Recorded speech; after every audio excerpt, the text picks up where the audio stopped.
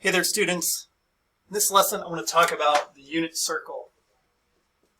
And I need you to sit back, relax, maybe take some notes. And if you haven't already printed out this unit circle fill in the template, you want this. This is really important. I mean, you can find this already filled out online. That is not the point. Believe me, it is worthwhile going around the horn here and filling all these out and keeping it handy in your notes because you're going to want it the rest of the year. So, on the board here, the unit circle. What's a unit circle? The big idea is this is a circle with a radius of 1.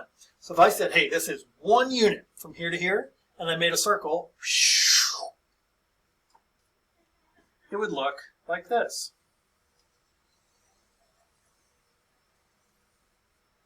That's a pretty good freehand circle. Not bad. Okay.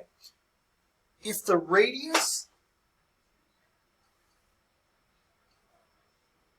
is 1, what you're going to try to do on this circle is fill out every mark in degrees, every mark in radians, and then the coordinate of each mark.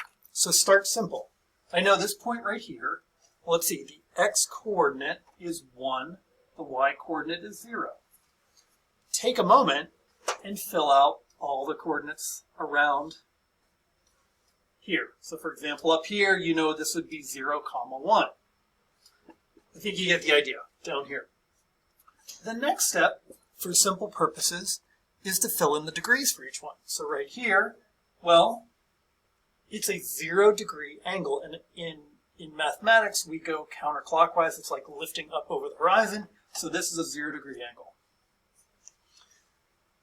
What you're also going to do is figure out what that angle is in radians. And again, using the conversion I've done in the past, degrees times pi divided by 180 equals radians. 0 degrees times anything is 0. So it's also 0 radians.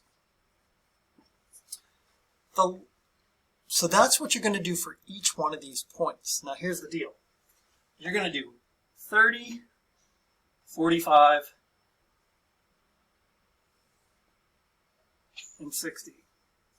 So this one's going to be 30 degrees, 45 degrees, 60 degrees, of course 90 degrees is up here, right? You're going to go all the way around the horn, and what you need to remember are your trig ratios, your special right triangles, because this is where it comes from.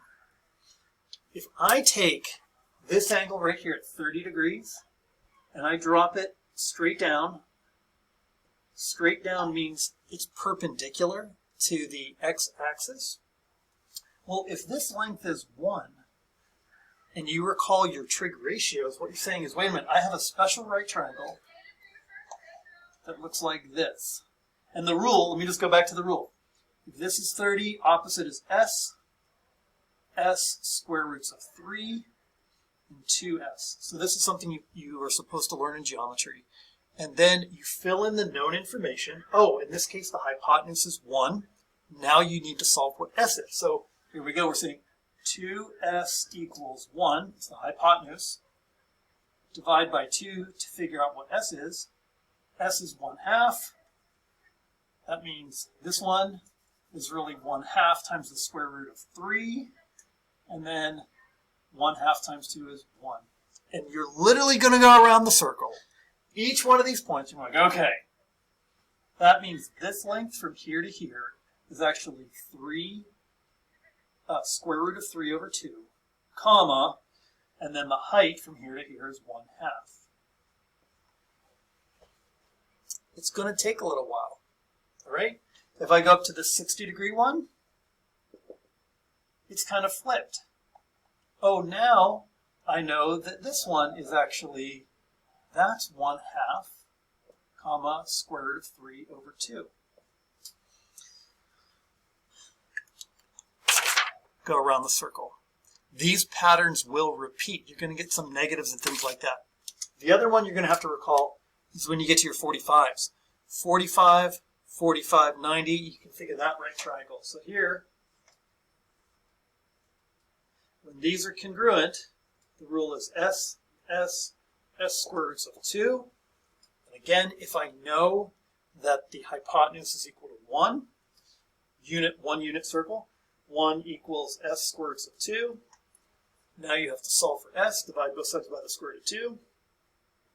Oh man, 1 divided by the square root of 2, that's right. You can't have a radical in the denominator, so I have to multiply both sides by this, well, I'm sorry, I can multiply both sides by 1. In this case, that's the square root of 2 over the square root of 2. And then you end up with a square root of 2 over 2. Oh man, so your 45s are going to look like the square root of 2 over 2. Now, as you go around this, find the answers online. Review this because you'll also realize, wait a minute, if I'm at the 30 and I'm trying to figure out like what cosine is adjacent over hypotenuse. Well, which one of these is adjacent over hypotenuse? That's the x-coordinate. The x-coordinate is the cosine of the angle. The y-coordinate is the sine of the angle. And maybe you already knew that. Maybe you're like, Mr. Resing, you're boring me. And maybe some of you are like, oh, I was supposed to learn this.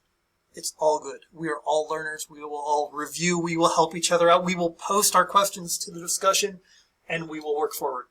Your assignment, take the time, fill it out by hand, go through it, check it with something online, submit it here. Look, I've even done it myself. And I put some nice little reminder notes on there as well, and it's going on my wall to help me for the rest of the year, help you. I hope that helps.